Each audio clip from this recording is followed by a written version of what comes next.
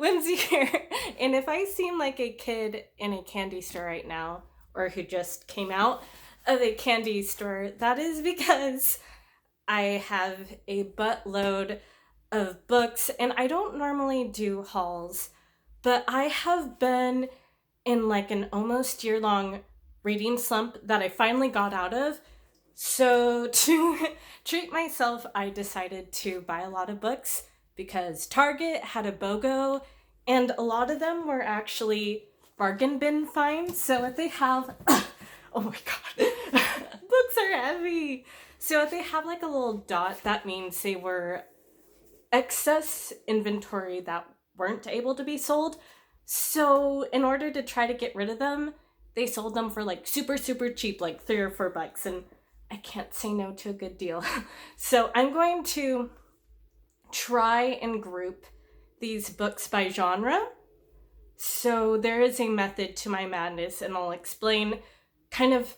I didn't necessarily try to create a theme, but I did go out looking for some specific types of books. All right, let's dive in, and I also have mail, so sit tight. This is gonna be a doozy. Oh my god. Okay, I realize my little jumper dress was all disheveled. I'll just go with that and embrace that this is going to be a very chaotic video that is semi-organized. Organized chaos, that is what I strive for in life.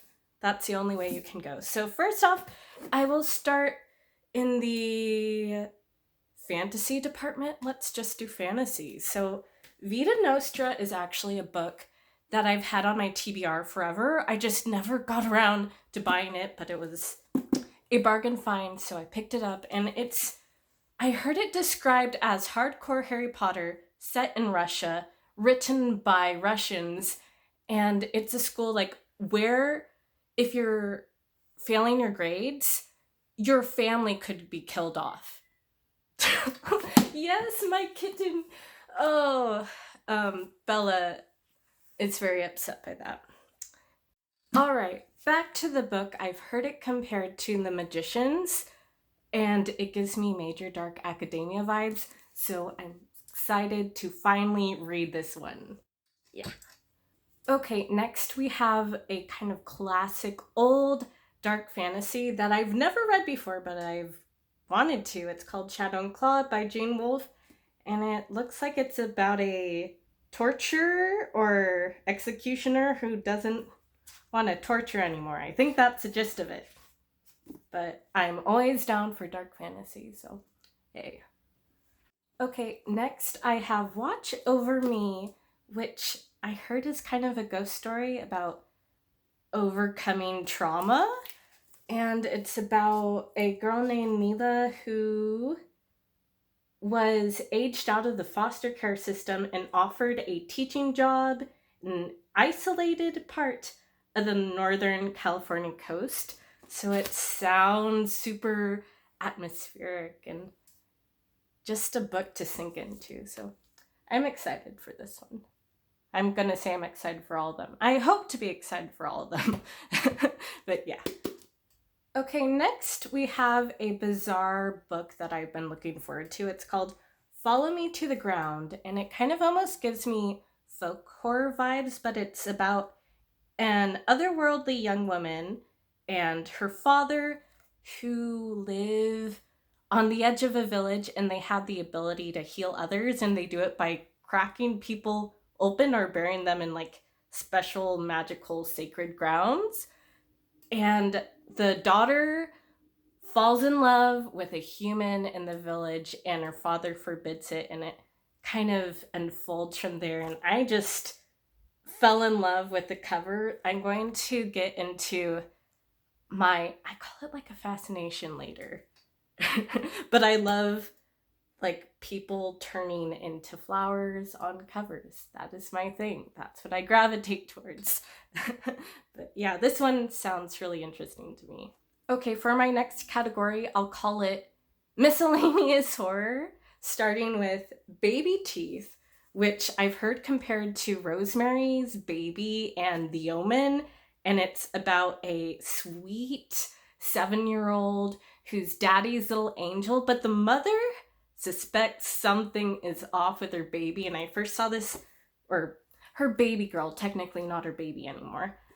But I saw this first recommended by Jordine Reeds, and she's hilarious. She focuses mainly on horror, but she's been doing some manga too. So you should check her out. And I'm excited to check out this book as well. And next, I have probably one of my most anticipated books of the year, if not in the horror category, but it's Burning Girls.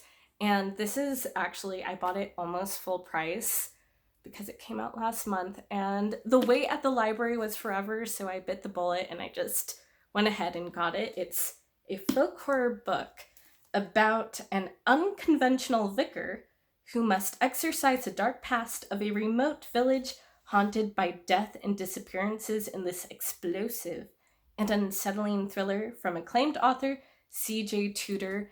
And whenever I hear vicar, I think of Bloodborne and Vicar Amelia, so I'm here for like the religious, creepy village vibes like in Bloodborne, because that is one of my favorite stories of all time. You can, like, works of fiction. Yeah. So this one I can't wait to read, and I hope to do a review on it soon. Yeah. Okay, now we're going to get into the bizarre niche categories that I was looking for in books. Starting with, which one should I do? I have the piles down in front of me.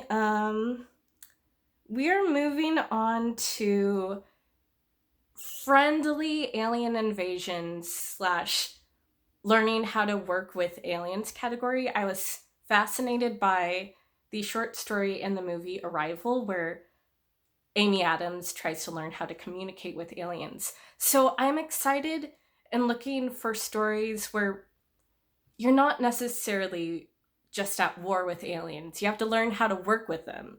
So this is that category I have for you now. Okay, first in the, I don't know whether I should call it friendly encounters of the first kind, but I've been wanting to read this book for a while. It's called Semiosis, and I think of, I haven't studied biology in a while, but like symbiotic relationship, about a colonist crew from Earth who are looking for the perfect home, only they're trying to learn how to communicate with the planet's sentient species. And they have to prove that they are more than tools. They have to prove that humanity is worth not killing off. So this sounds really fascinating, and I'm excited for it. Like, count how many times I say excited, but I'll say excited a lot. And next I have, it's called A Soft Alien Invasion with a Utopia, about an alien species called like the Seep. And I'm not gonna lie, I mainly got this for the cover, but it sounds really fascinating that they tried to form, I think they're like alien parasites, but I'll find out. Sounds interesting. And I think, yeah, Jeff Vandermeer did a little blurb. It says, a unique alien invasion story, and I'm obsessed with Jeff Vandermeer, so I'll take his word for it. And last but not least, in the learn how to cooperate, live with your alien friend, I have Escaping Exodus, and I heard that it's about kind of colonies of humans that are matriarchal. They have clans, it says, and they live in or on like like alien massive whale ship sort of things, and it's this complicated ecosystem that's this entire massive creature. Only I think they're called beasts, and they are vacuum breathing space beasts that mine their resources. Ooh, wait. For generations, humanity has survived by establishing colonies within enormous vacuum breathing space beasts and mining their resources to the point of depletion. So basically, these clans have to learn how to take better care of their beasts and the environment, and the world building just sounds really cool for this one. So it sounds like an interesting read. Okay, for my last and final category for books I bought, it's cosmic horror slash Lovecraftian inspired reads. And the first one is a book that if you spent any time watching my channel, that you've probably heard me mention a lot, and that is Annihilation. And this is actually a rebuy because I lost my copy. I brought it to Japan. I don't know if it's somewhere, if it got lost in the mail, if it's in a box somewhere. I can't find it. So I bought it because it was on super duper discount. It's inspired by Color Out of Space. It's about an expedition team of women who are like all scientists and researchers and stuff, investigating this weird phenomenon called the shimmer, and weird things start happening. And the movie is phenomenal too. And then this one is a story about fungi. I think another one of my interests in general is I love body horror and the idea of metamorphosis and people turning into fungi and plants and stuff, and that's why I love Annihilation. And this is what struck me about this cover. It's a woman turning into a mushroom, and it's about, I believe, all women have died. And there's this group of men in the woods, and they're finding like women's bodies slowly turning into weird fungi things. And I'm just excited because I love, like I said, I'm very fascinated by fungi. Especially there's this type of fungi called like cordyceps, a zombie fungi parasite thing. That's what the Last of Us zombies are based on, and that's what the girl with all the gifts is based on as well. So I want to read these. I'm gonna reread this again sometime. Okay, the next is a duology inspired by a different Lovecraft story called Shadows over Innsmouth. And the first one is called Wintertide, and the second one is called Deep Roots. I accidentally got the sequel first, so what do you know? I just had to go and buy the first one as well, and I got it on sale with a little bargain bin dot.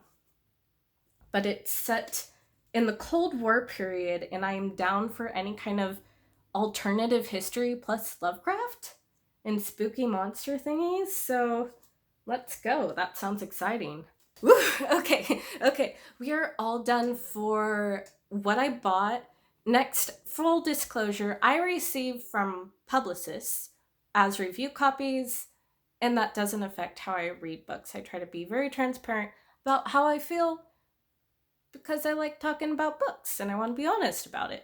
So the first one I didn't even request, but Tor was a sweetheart to me and just sent it to me anyway. And it came with like all this PR stuff. It's called Psalm for the Wild Built, and it's about kind of rogue robots who went into the wild and kind of assimilated there. And one robot befriends a monk who drinks tea, and they maybe drink tea together. But it sounds like a really meditative, chill, cozy book.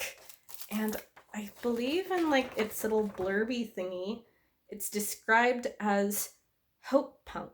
And I think that's an interesting perspective for like the post-apocalypse or future, for a kind of more optimistic spin. So that would be a nice change of pace for me because I read very depressing, scary horror books.